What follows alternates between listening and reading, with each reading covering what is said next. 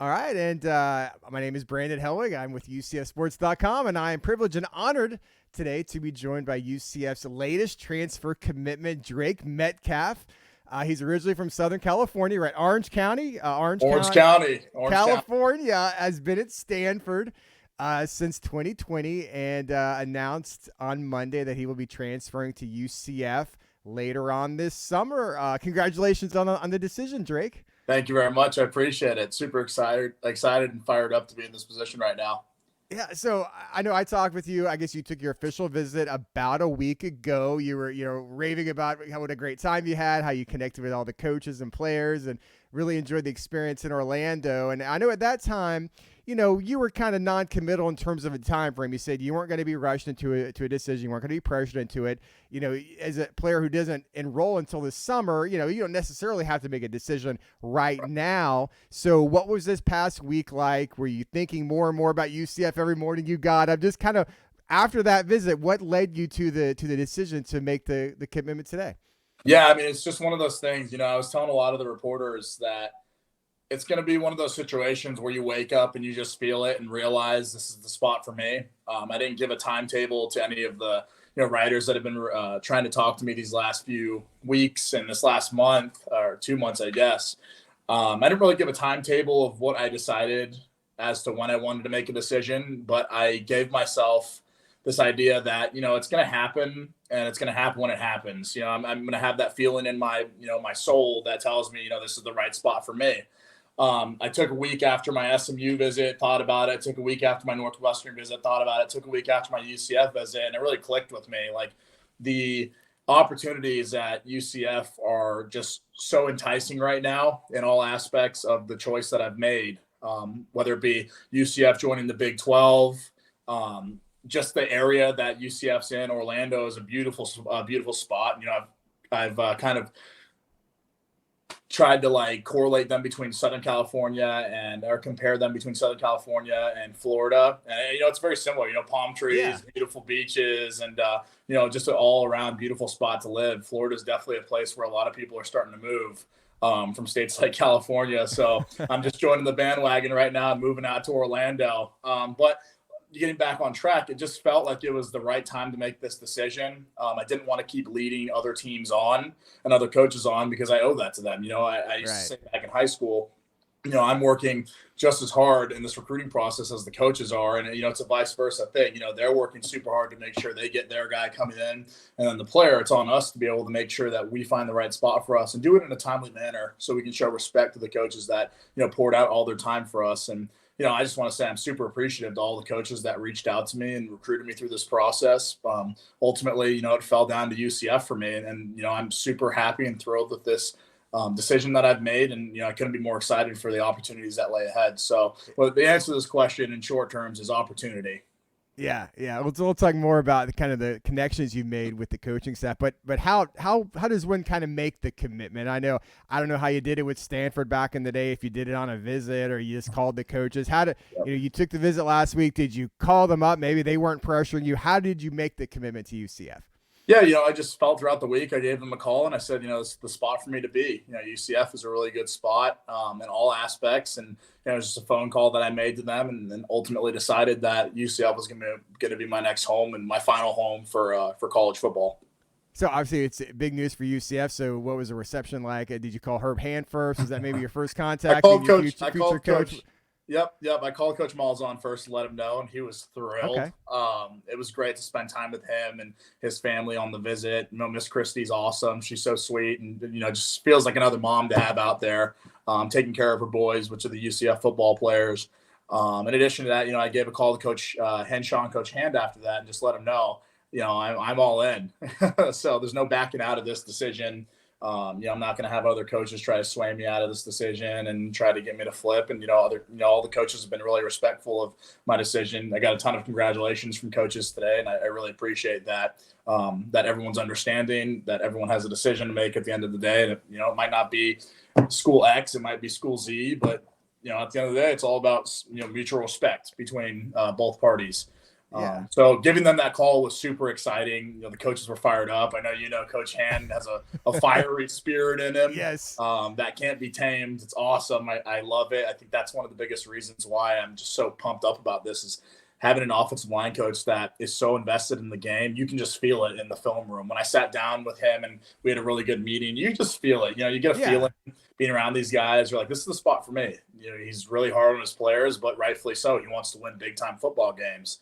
Coming from a coach like Gus Malzahn, Coach Malzahn is he's won a national championship. He's been in a national championship. Not a lot of coaches can say that. And he's done it really. You know, he's done a really good job. Just in the whole recruiting process with me, selling the idea of UCF, and I completely bought in. And I'm thrilled for this. I'm really excited. Coach Henshaw as well. It's great to have a guy at the helm right now as an offensive coordinator that played in this. You know, played for this football team, played for this program. That really fires me up. He's a great guy, Coach Henshaw, and you can tell he really cares about the program. I'm the new kid on the block. Coach Henshaw's been around for a while now. He's known UCF for forever. So I'm just trying to learn the traditions and the values and the principles that they bring to the table so I can, you know, bring those into what I believe and hopefully add a good sense of leadership to the team upon coming in. Yeah, I know one thing when we talked last week was this the football experience. And obviously, you know, a great academics. You're going to graduate from Stanford in 3 years. You've got plans for the future, graduate school, master's program at UCF. But I got the sense that the football experience was still something that was really important to you. I know when you got there to Stanford, there was going to be no fans of this. You know, you really it's been kind of a weird time frame for you starting your college football career. But I know you talked about, you know, you haven't been to a game at UCF yet, but I guess you've seen videos, you've heard about the bounce house, you know, about going to the Big 12 and all those atmospheres. How much did that play into your decision? Pretty big role, because I feel like I've done like a lot of the, you know, I went to Stanford to get this world-class education, you know, number one school in the world, in my opinion, and a lot of people's opinion. You know, and it's been great. It's been a great opportunity coming here, and I'm thankful for my 3 years that I've done here at Stanford, and thankful to be graduating in 3 years. You know, not a lot of people can say that, and I'm proud to be able to pat myself on the back for that because, shoot, I poured in the time and the effort, and I'm just so thrilled to be able to leave this place with my degree, and thankful for all the people that have helped get me to this position. But the football aspect played a humongous role, the fan involvement and experience. I've been watching bounce house videos day and night recently, just watching the fans in there with their flashlights on. You got Zombie Nation playing in the background and people just going crazy, right? Just pumping each other up. And it's fun. Like, that's college football right there for you. I want to be a part of a college football environment where, you know, we come out there, we run out there on the field and the crowd is absolutely going nuts. You know, it's an entertainment industry. You know, we're playing in a game where we feed off of the energy off of the fans. If the fans are there and they're showing out, that's going to be great for the football team that day, and it's going to play into your hand when the offense on the other team is trying to go out there and snap the ball. You know, it all helps. It all helps with energy, with trying to beat the other team, and in all aspects. So I'm really fired up for that, to be in a stadium that gets shaking and bouncing, and just to have Night Nation out there every single game firing us up. And, you know, coming from a school that didn't necessarily have a pretty strong fan base, I'm just so excited to see this other side of college football. That's people live, you know, they eat, breathe football out there in the South, and Florida is no exception to that. You know, UCF is an absolute powerhouse when it comes to their program, and then their fans are just second to none. So I'm really excited about this whole experience, and the next, you know, 2 to 3 years are going to be super fun, and I'm thrilled for it. Yeah. So what are these next few months like for you? Obviously, you've got to finish up everything at Stanford. Right. Are you graduating in May? Is that the time frame? So our graduation is in June. So I'm going to be just training right now on my own. I have Coach. I'm probably gonna have Coach Dawson send me some strength and conditioning plans and start getting after it in the weight room. So just honestly, just putting in more effort than I ever have. You know, I'm an effort guy. You know, those are two things you control. People say 2 things you can control in football is your effort and your attitude. And I attack every single day, having the best attitude I can have. You know, you may not want to wake up at 6:30, but gosh darn it, you're going to do it. And you're going to get after it that day and that morning, in all aspects, just attacking the day relentlessly. So that, you know, it's the same thing for me right now. I've been doing that for the past 3 years, but now the stakes are much higher. I know there's great opportunity for me coming into this offense this year. So I'm going to be working my butt off this offseason before I get there this summer to ultimately come in there, you know, guns blazing and just ready to get after it during summer training. Yeah. And that goes into everything. It goes into my training. It goes into the way I eat during this off season. It goes into all aspects. The way I attack these books right now, I've taken 20 to 22 units the last 5 quarters to be able to put myself into this position, and I'm taking 20 units right now, and I'm going to take 20 units next quarter to be able to graduate on time, or I guess early. Yeah. So I have to make sure I'm really staying laser focused on the mission and keeping the main thing, which is getting out of Stanford with a degree and going to play football at my dream school right now, which is UCF. So I have to make sure I'm attacking everything with relentless detail and staying focused on every little aspect, because there's no aspect that's too small, no little detail that's too minute. You got to master the mundane. Was something my old line coach, Coach Carberry, always used to say. Who's with the Rams now. Master the mundane in every aspect of your life. All the boring stuff, master it. Make sure you're the best at it that you can possibly be, because that'll pay off, pay dividends in the future. Yeah, so I think everyone knows you're coming into play center. That's been your spot, right? All through high school, right? When did you kind of identify, I guess, as a center? Is that a spot that you gravitated towards pretty early on? So, naturally, as a 6'2" and a half guy, it's like you're gonna play center. You're not gonna play tackle, guard. Yeah, you're gonna play one of those two. And I was a pretty good tackle back in high school. I was playing for the #1 school in the country, and we were going up against the best of the best. But I think I really decided. I didn't decide. I was told you're going to play center, and I was like, yeah, that's what I'm going to play. I understand my role. It's going to be a center. It's not going to be, I'm not 6'8", so I'm going to be playing center at the next level. That really started kind of going into my senior year, going to the camps, the Nike Opening, the Rivals 5-Star Challenge, all that stuff. Locking in at center and guard. So, I'd go to these camps and I'd go, shoot, lock me in at left guard, center, right guard, center, left guard, just pinballing back and forth, boom, boom, boom, boom, boom, making sure to put that stuff on film, because I know, a college coach might not recruit me to be a tackle right now. Actually, they definitely won't. But if they see, I'm pretty good on like my footwork, because in all honesty, those one-on-ones competitions are completely bogus. It doesn't simulate real football and pads. They're unpadded. Yeah. The only thing that you can really assess an offensive lineman in that is their footwork. Do they move well at center? Can they snap the ball at center? Is their hand placement good in the initial first stages of the pass protection play? So that's when I started realizing, like, I think I have a pretty good shot at playing center at the next level. And then just throughout the last 3 years, I've been primarily center, and then working in at guard here and there. But center is my home. It's where I feel the most comfortable, especially coming from a pro-style offense where the center basically directs everything up front, and he can make calls that ultimately alter like the way plays are going to be run. Coach Shaw's offense was really, really complex, and I think being in that offense really helps you not only for the next level, but just like mastering the mental side of the game. Because if you have 3 different plays you can run on one play after hearing it in the huddle, and then you have a cadence that might switch mid-play, like there's a lot of stuff running through your head. Defense is shifting around. I think I've really done a really good job at mastering like the mental side of the game right now at center, and being able to effectively communicate, be able to effectively lead an offensive line at that position, and then just feeling confident, because if you're playing scared out there, you're not going to play well. You got to play confident. You got to play like, you're the best of the best, because if you don't, you're going to get your butt kicked out there on the football field. You got to have a certain swagger to you out there when you're out playing center, that, you're the leader, and you're going to lead those guys and just get after it each and every play and make sure that defensive lineman's buried in the ground at the end of each play. Yeah, I know you were the #2 center, the backup center at Stanford this past year. You're playing behind another Drake, right? Was it Drake? Right, Nugent? yeah, Nugent. So he's going to Michigan now, so obviously he was a really good one and stuff. And so you were just kind of waiting for your turn.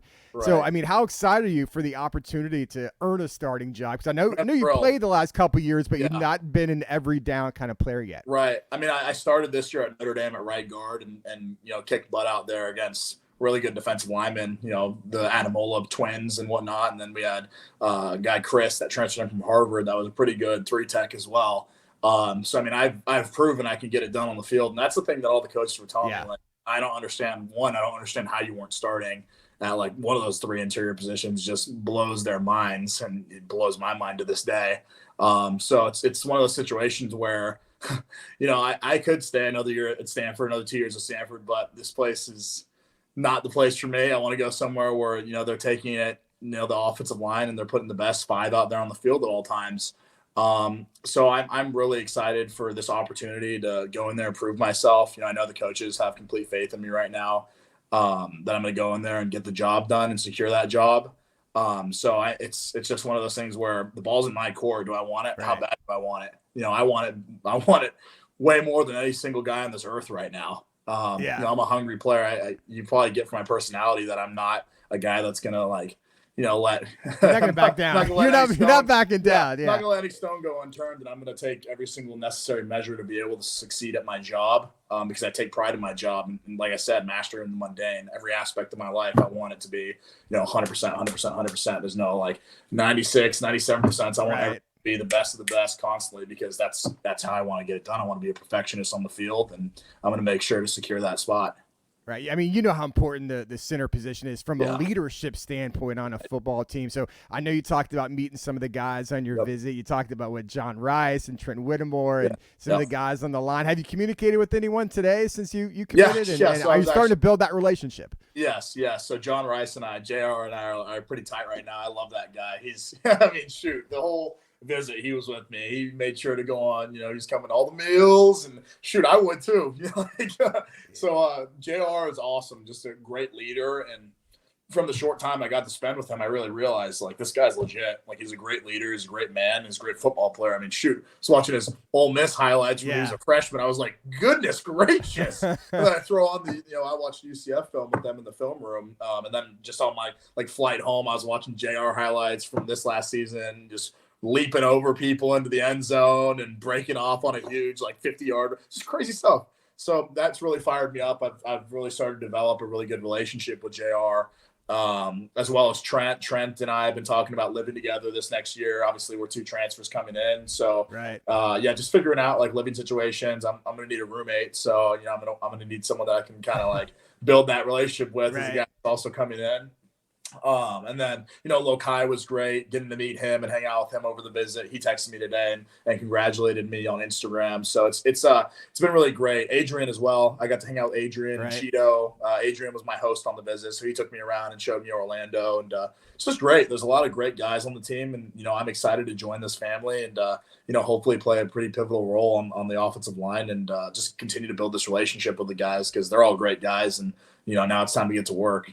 Like I said in my interview with you over text, we're not tiptoeing through this thing. We're to freaking blow the door off the hinges right now. So I'm fired up about that, and this whole opportunity. It's been a whirlwind, this recruiting process, just having to tell coaches yes, having to tell coaches no. It's oh gosh. So I'm glad it's over, and I can just focus, laser focus on UCF now, learning the playbook, getting after it in the weight room. Just wrap my head around everything right now. Yeah. So what do you like to do when you're not playing football? You a big hobby guy? You like to go different sports, fishing, or what do you like to do when you're not playing ball? So football is my only sport. I played soccer when I was a little kid, and then I realized, this is not the sport for me. Too much running constantly. Baseball, no. Football's my thing. My parents had a nickname for me when I was a kid. My mom used to call me Bumpus. She still does, because I used to, you'd be on the kids' playground, you go bumping into kids constantly, and then there'd be a kid crying, and she'd be like, all right, it's time to go. Let's go. Let's go. Get in the car. So, I'm just kind of I just kind of grew up not a violent kid, but a physical kid, I like hitting people, getting after it on the football field. In my free time, though, I'm a big fisherman. Freshwater fishing is my thing. We have a few lakes up here that the guys go to, but that's kind of what amped me up so much about Orlando. Is you're going to be right at home. There's going to be a lot of fishing opportunities nearby. No shortage of bodies of water in Florida and Orlando, especially. I grew up going to Walt Disney World and Universal Studios with my parents and brother, and having a great time in Orlando. So it's kind of it's crazy coming back now. It's wow, this is cool. I get to live here now. Other than that, I play a lot of instruments. The most notable one, I guess, is the bagpipes. Really? So I'm a bagpipe player. How'd you get involved in that? You a family member? Or yeah, so my grandpa. Do you have that kind of background? Yeah, so I'm Scottish. I got the Celtic cross on my shoulder.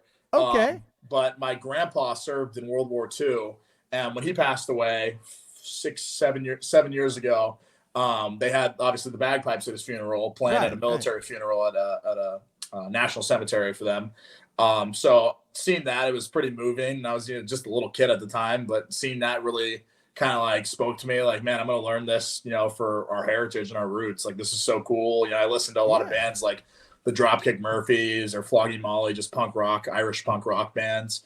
So it's like, this seems like the great instrument, like the greatest instrument ever. It's cool. Like it speaks to my heritage and my culture. And I just thought it'd be really cool to learn. So I go to all those Highland games and play the bagpipes there. And yeah, I mean, that's really fun. I play the guitar also. So I have a violin at home. I have a 5-string banjo that I play. So I'm really into music. And then, yeah, listening to music too. Music is my jam. I know John Rice plays the piano, so I don't know. Maybe we'll be having maybe you can collaborate on something. Yeah, maybe. So yeah, so you're a big music guy. Like, what are some of you like bands or huge, what classic kind of rock? You listen to classic rock. Classic rock's my thing. You know, I've been to a ton of concerts. My first concert was Leonard Skinner when I was like 8, and then I've seen ZZ Top 3 times, and not since Dusty died. Yeah, rest in peace. Yeah, rest in peace. But yeah, I've seen them. I've also seen Fleetwood Mac in concert. I've seen BB King before he passed away.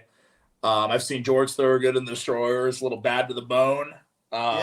Chris Stapleton, just a lot of really, really good artists that I've really enjoyed seeing, play in person, especially the ones that have passed away. So it's like, man, it's really cool that I've you'll never get that experience again. Right. So definitely treasure those. Yeah, exactly. I know it's a little hot topic because he's from Gainesville, but Tom Petty is my all-time favorite artist of all time. Wow.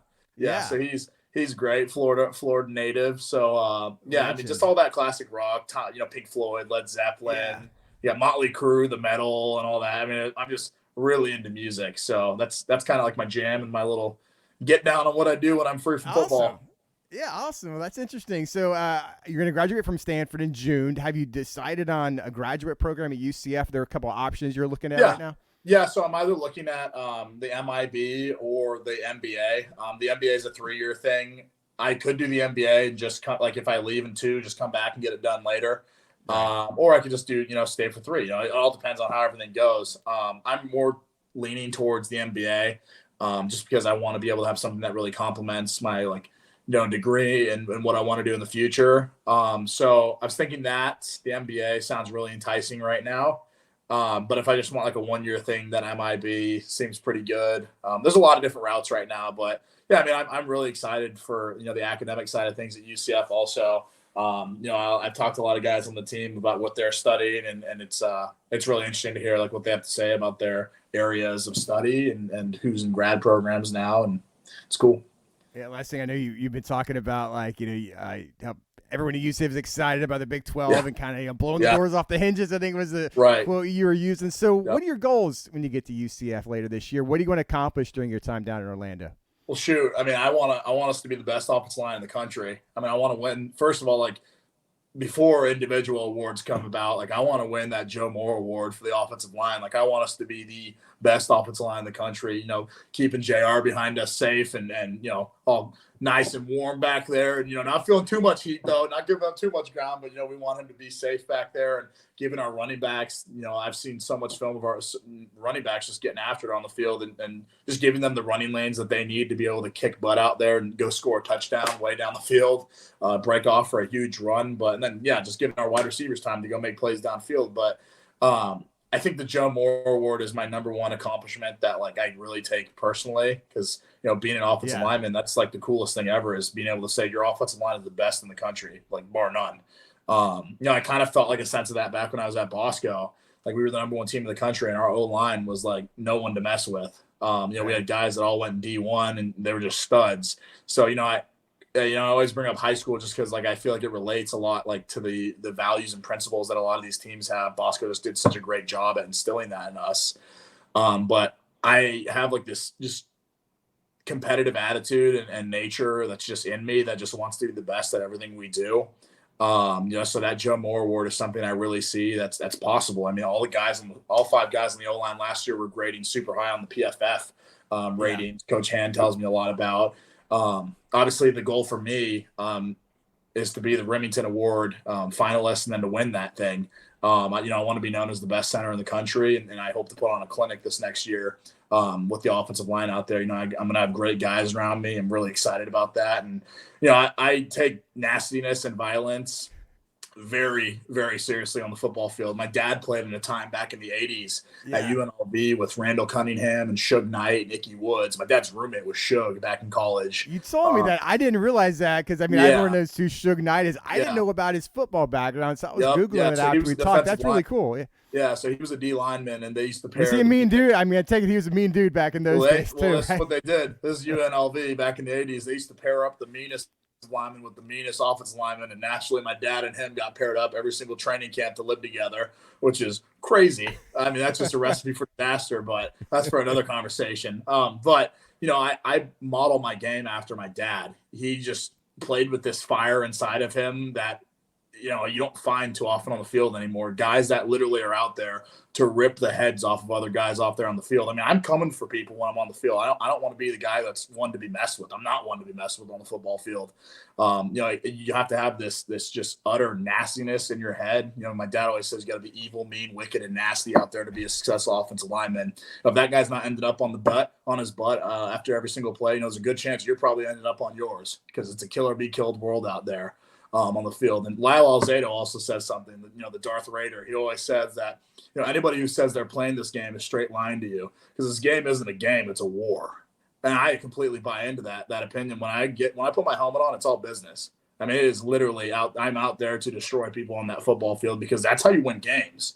It's about complete annihilation of the opponent in war, in football, in all aspects. You want to embarrass the guys across from you. And that's what I'm really coming after this year is making sure that we can be the nastiest unit in college football and the best operating offensive line in college football because we have the guys to do it. And, it's one of those things where, we keep dominating, make it to the playoffs, make it to the national championship, get a ring at the end of the day.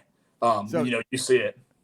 Do you have a pick for the Super Bowl? We got Eagles and Chiefs. Yeah, I don't know how much you've been following everything, but you got an early pick. Yeah, I'd say the Eagles. Just because I have no connections to Kansas City.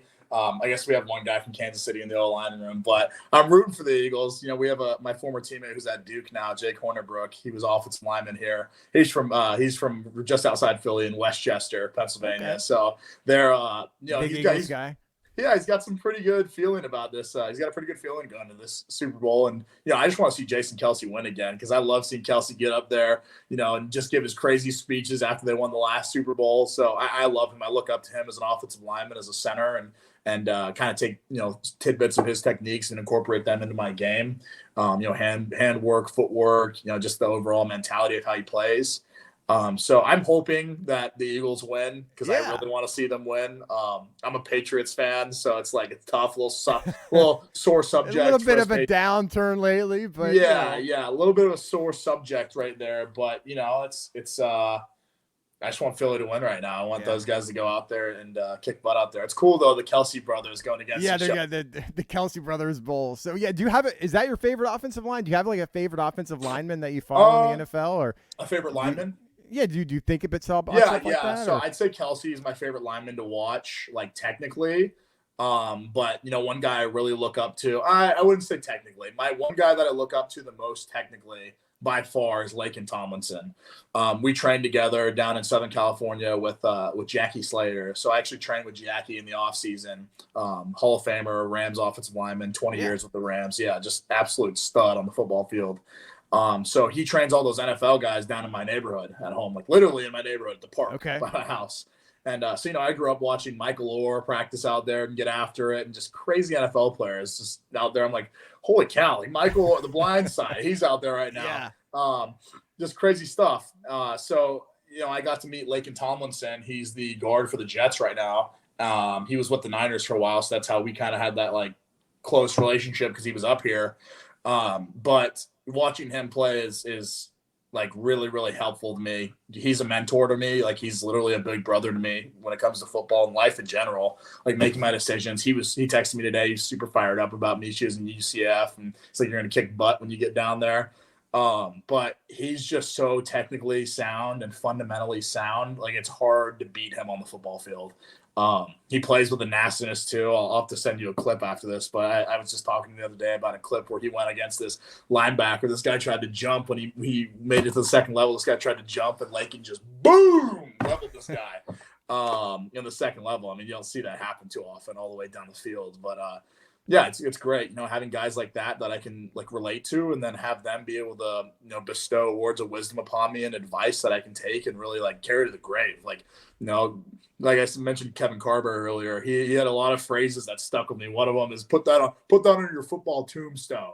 So, there's a lot of phrases that I take from these guys, and I put them on my football tombstone because I want to be the best offensive lineman I can possibly be. Taking all these different tidbits from different players, because learning never stops. Learning, it's cliche as heck, but learning is a lifelong process. You don't stop learning until you're dead and gone. So especially on the offensive line world, the more people you can talk to in the offensive line world and get to know, especially players, but coaches are just as important, but really especially players, the more guys you can pull little tools from and add to your toolbox, it'll be just like that much better because of that. So there's some guys that are sometimes stubborn about learning like techniques and whatnot. It's like, why not like talk to these guys and hear what they have to say? Because they work. Clearly, they're working for them. They're doing really well. So I'd say Lakin, I picked up the most techniques from watching his game, doing film studies and checking out what he's doing on the field, and then getting to work with him one-on-one is really beneficial. So he's definitely like my number one offensive lineman that I like to watch on game day. Wish he was still in San Francisco this last year, because I would definitely been at a lot of games watching him, but happy he's doing good. So shout out to my brother Lakin out there right now. Yeah, awesome, man. Well, Drake, I've really enjoyed it. I've had a blast talking with you over these last 30 minutes. Congratulations on your decision to go to UCF. And I have a feeling you have a great personality. You're going to be a fan favorite. Everyone's going to love this interview, and they're going to love you when you get down there. I appreciate that. Yeah, shout out to Night Nation, baby. You guys have been great today on social media, getting to hear what you guys have to say about me. And I'm just so thankful that you guys are so welcoming to me. And let's get after it. Let's win a national championship this year. Let's get after it. All right, man. Well, I'll definitely talk to you when you get down here, and charge on. Charge on, baby. Let's go. Go Knights. All right.